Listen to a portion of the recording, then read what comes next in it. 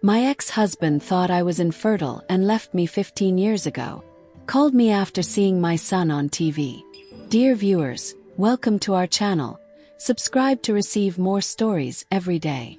Clara's laughter echoed through the sunlit kitchen as Alex teased her about her overprotectiveness. Mom, it's just an interview. I'll be fine, Alex grinned, brushing his messy curls back as he grabbed a banana from the counter. The rhythmic tapping of his cleats against the floor brought Clara back to the present, a life far removed from the one she had known 15 years ago.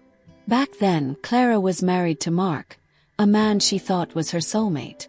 Their love story had begun with shared dreams, whispered promises, and hopes for a future filled with joy. But all those dreams unraveled when Clara revealed she was pregnant. Instead of joy, Mark had shown fear, followed by anger. "We're not ready for this, Clara," he had insisted, his voice sharp and dismissive. Her pregnancy became a wedge, a growing chasm between them. Mark's career as an ambitious financial analyst was his priority, and the thought of a child disrupting his carefully crafted plans was intolerable to him. Clara remembered the day he packed his things, his cold words echoing in her ears. "You're making a mistake. I can't do this." 4 months after his departure, Clara was paralyzed with fear. How would she raise a child on her own? Her family lived hours away. Her job at a local boutique barely paid the bills, and her heart was shattered. But when she felt the first flutter of life inside her, everything changed. She decided she wouldn't let Mark's abandonment define her or her child's future. Clara gave birth to Alex on a chilly November evening. He was her light in the darkest of times, his tiny hands clutching at her finger as if to say, "We've got this, Mom." She juggled long hours at work and sleepless nights, finding strength she never knew she had. Over the years, Alex grew into a vibrant, compassionate boy with a natural talent for soccer that set him apart from the other kids in their small town. As Alex's talent blossomed, Clara's sacrifices began to pay off. He earned a spot in an elite academy, where his coaches predicted a bright future. By the time he turned 18, Alex was playing in national championships and being scouted by international teams. His story, a single mother's unwavering determination and a young man's relentless passion, captivated audiences across the country. That's how Mark first saw Alex, on TV during a live broadcast of a championship game. The camera lingered on Alex after he scored the winning goal, capturing his confident grin and triumphant pose. Mark's heart skipped a beat. There was no mistaking it. The sharp jawline, the way he moved. It was like staring into a mirror of his younger self. For days, Mark wrestled with the revelation. Memories he had buried deep began to resurface. He remembered Clara's tears, her pleas for him to reconsider, and the way he had walked away without a second glance. Now, the son he had never known was on the brink of greatness, and Mark was an outsider looking in. Mark couldn't resist. He dialed Clara's number, his hand trembling.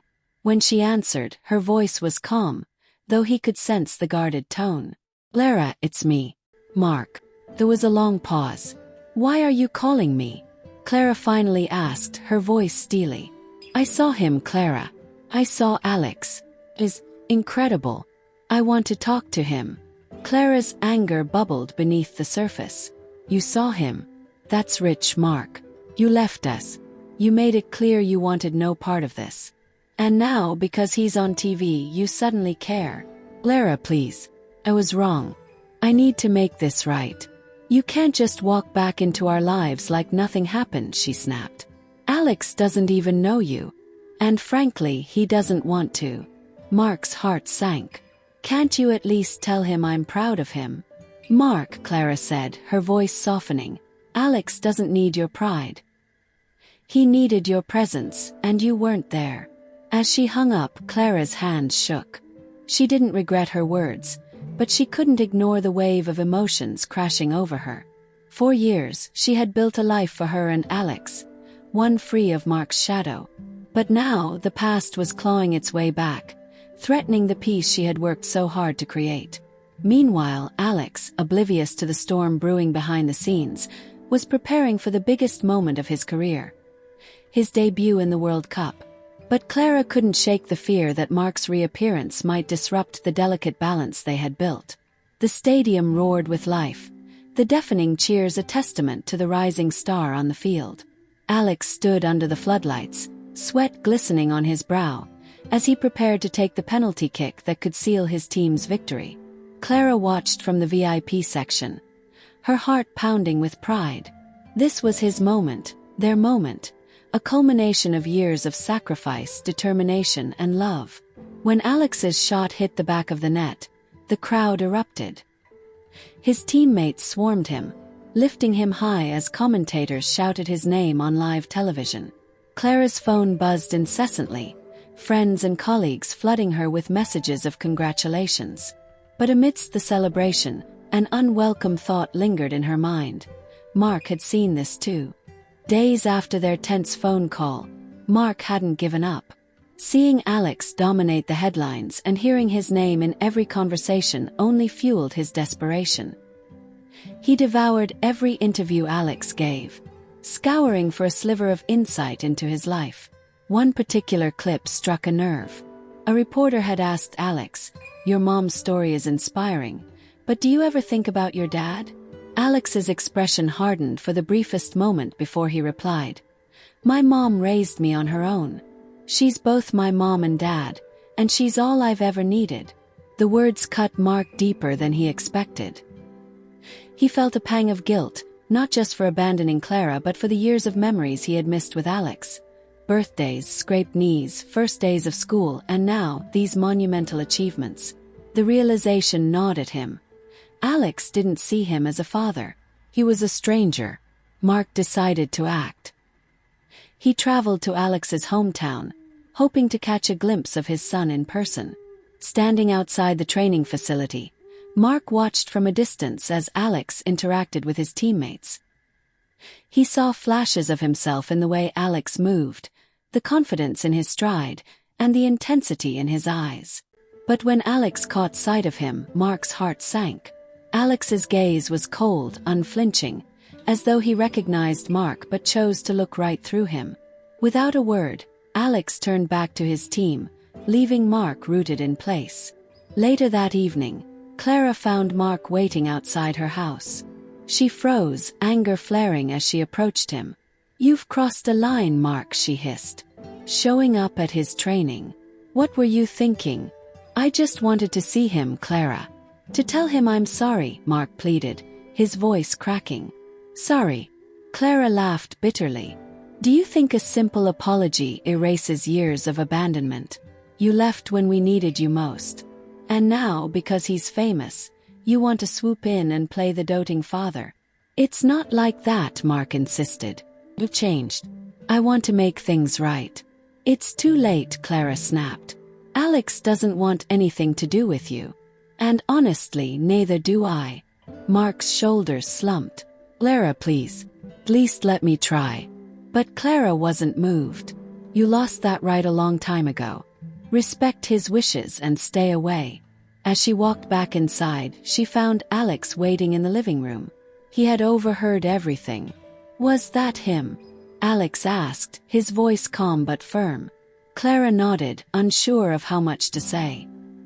"He's been trying to reach you."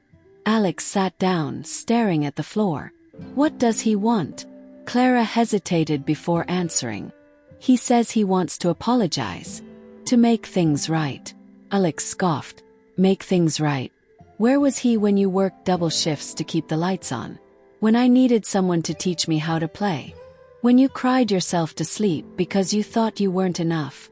Clara's throat tightened. "Alex, you don't owe him anything." "I know," Alex replied, his jaw set. "But I need to hear him say it. I need to see if he's actually sorry or just trying to ride the wave of my success." The next day, Clara reluctantly arranged a meeting at a quiet cafe. Alex and Mark sat across from each other, the air thick with tension. Mark spoke first. "Alex, I know I don't deserve to be here. But I need you to know that leaving was the biggest mistake of my life." Alex's expression was unreadable. "Why now?" Mark stammered. "I saw you on TV. You're incredible. I couldn't ignore it anymore. So, it took me being on TV for you to care. Alex's voice was sharp. Do you know how many nights I lay awake wondering what I did wrong? Why my own father didn't want me? I was selfish, Mark admitted, tears welling in his eyes. I was scared, and I didn't know how to handle responsibility. But I regret it every single day. Alex leaned back, crossing his arms. Regret doesn't change the past. I know, Mark whispered. But I want to be part of your future, if you'll let me. Alex's eyes narrowed. Part of my future. You missed my entire life. My first goal, my first injury, my first everything. And now you want to waltz in and pretend to care. Mark opened his mouth to respond, but Alex raised a hand. Oh, I don't need you. Mom's been enough for me. She's the one who believed in me, sacrificed for me, and stayed. You don't get to erase that. As Alex walked out of the cafe, Mark sat frozen, tears streaming down his face. Clara was waiting outside. Her expression a mix of pride and sadness. Did you expect anything different? She asked quietly. No, Mark admitted. But it doesn't make it hurt any less. You had your chance, Mark, Clara said. But Alex knows his worth. And it doesn't include you. Mark watched as Alex climbed into the car with Clara, leaving him behind once more. For the first time, he understood the full weight of what he had lost. Not just a son, but the chance to be a father. The drive home was quiet. Clara glanced at Alex in the passenger seat. His jaw clenched and his gaze fixed out the window. She could see the storm of emotions swirling within him. Despite his calm demeanor during the meeting with Mark, Clara knew her son was deeply affected. You okay? She finally asked, breaking the silence. Alex nodded slowly but didn't turn to look at her. Yeah. I just needed to say those things to him, you know? Clara reached over, resting a hand on his arm. I'm proud of you. You handled it better than I ever could have imagined. Alex finally looked at her, his eyes softening. Thanks, Mom. I'm just tired. Let's not talk about him anymore. Clara nodded, understanding his need to process everything in his own time. When they arrived home, Alex disappeared into his room, leaving Clara alone in the quiet of the living room. She sank into the couch, exhaustion washing over her. The memories of the past 15 years came flooding back. Every challenge, every triumph, and every moment she fought to give Alex a life free of Mark's shadow. But now, Mark had forced his way back in, reopening wounds she thought had long healed. Clara shook her head, resolving not to let him disrupt the peace they had worked so hard to achieve.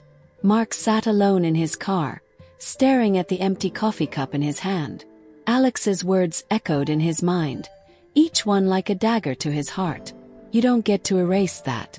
He couldn't blame Alex.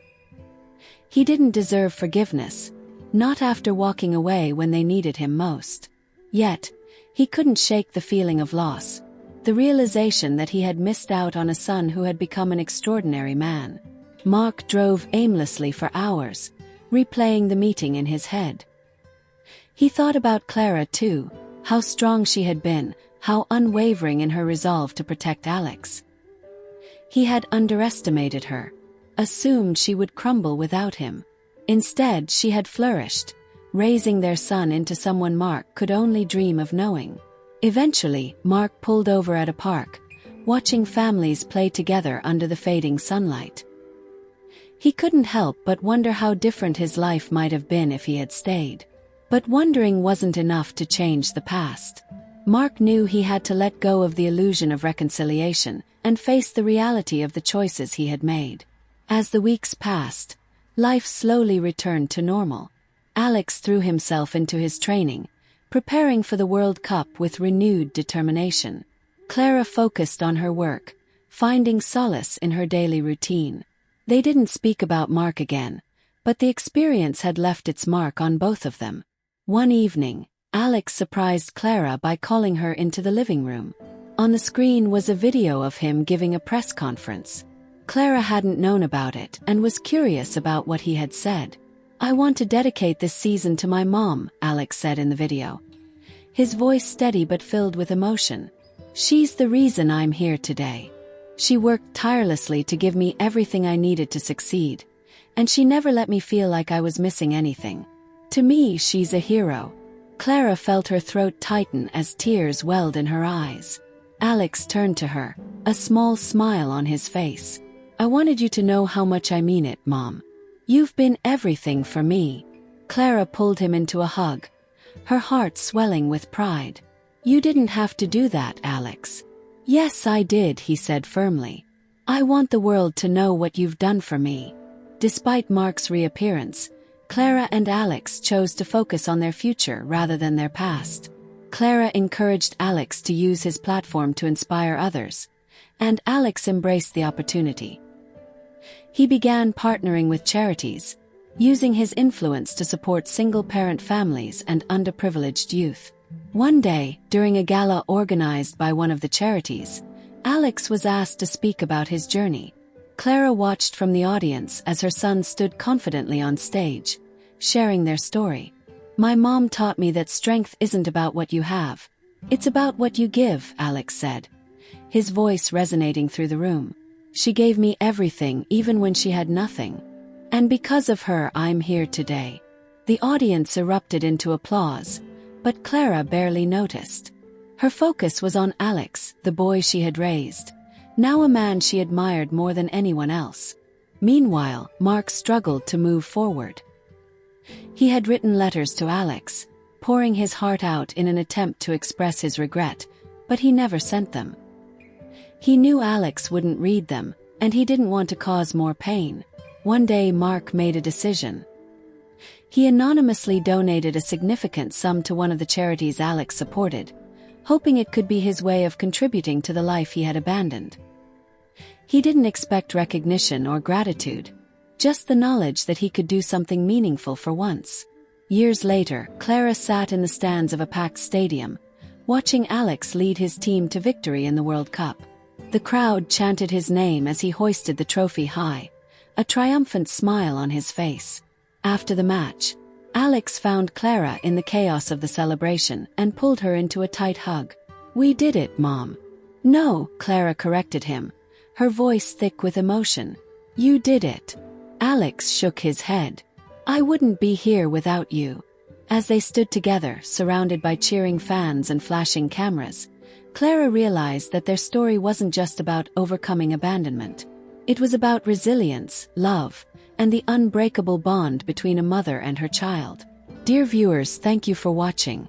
If you like this story, please subscribe to our channel to receive more stories every day.